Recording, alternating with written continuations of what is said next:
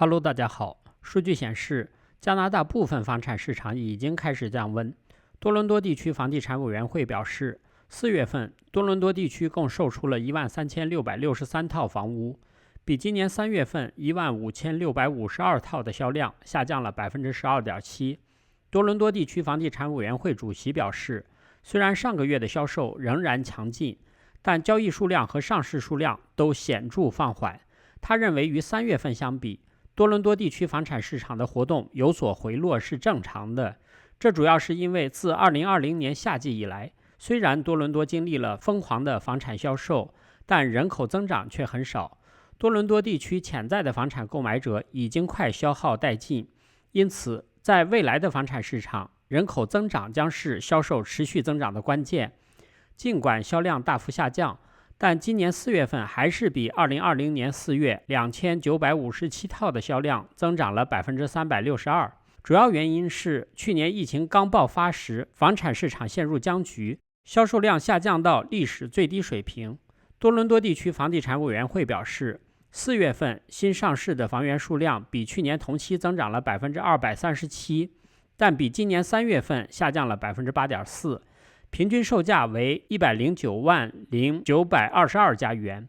较去年4月份的82.226加元增长了 33%， 较今年3月份的109.7565加元有所下降。另外，今年3月至4月之间的销量与前几年形成了鲜明的对比。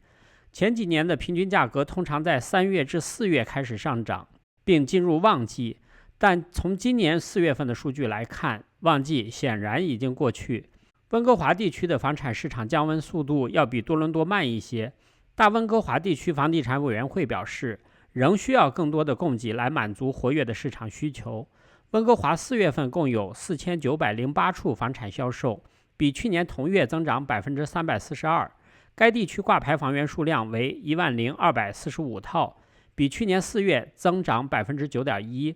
虽然仍比4月份10年平均水平低 11% 以上，但稳定的价格增长正在鼓励更多的买家挂牌出售房屋。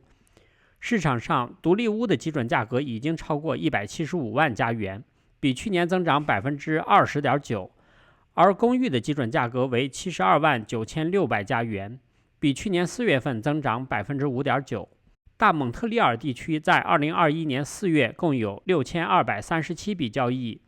单户住宅的销售量甚至比2019年4月还要低 4%。 偏远地区的单户住宅销量继续下降，与2019年4月相比下降了 7%。 与2020年4月相比，活跃的公寓上市房源增长了 22%， 而 Plex 的上市房源增长了 27%。 从前面的数据可以看出，市场正在发生变化。加拿大部分房产市场已经开始降温。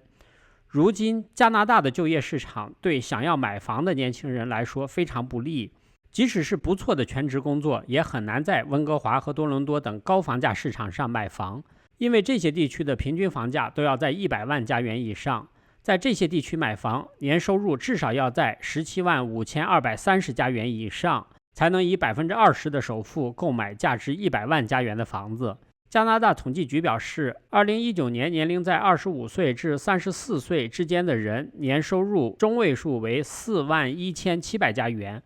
如果是一对夫妇的话，按照这个收入翻倍来计算，年收入为83400加元。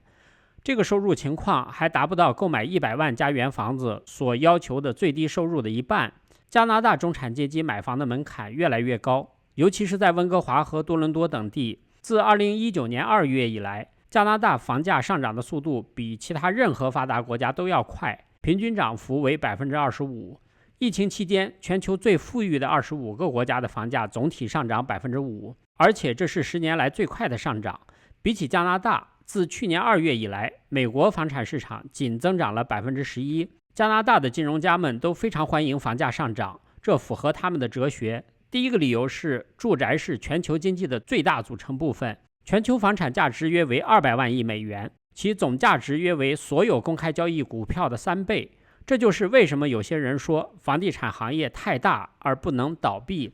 第二个理由是，他们认为全球银行足够强大，能够承受房价飙升后价格突然暴跌和抵押贷款违约激增。加拿大已经进入严重的房产泡沫阶段，而且房产泡沫可能很快就会破裂。现在加拿大家庭债务是所有 G7 国家平均水平的2倍，一旦泡沫破裂，加拿大家庭债务可能会失控。因为利益驱动，很多购房者购买了他们负担不起的房产。房价过高的城市导致年轻人纷纷离开，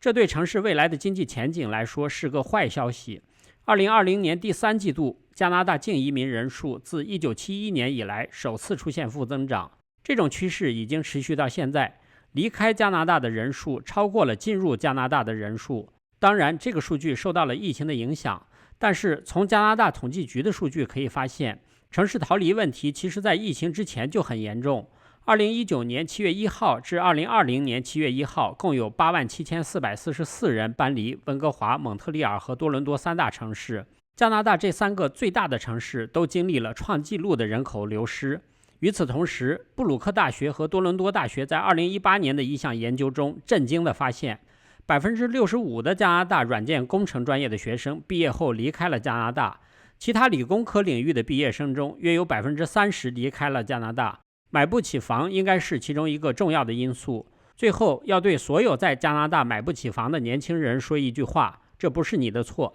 既然在大城市买不起房子，那就干脆搬到小城市或者是小城镇，那里的房子价格更容易负担。以上就是今天我要给大家分享的内容。我的频道每天都会分享一些加拿大的生活、经济、房产资讯，欢迎订阅，谢谢观看，再见。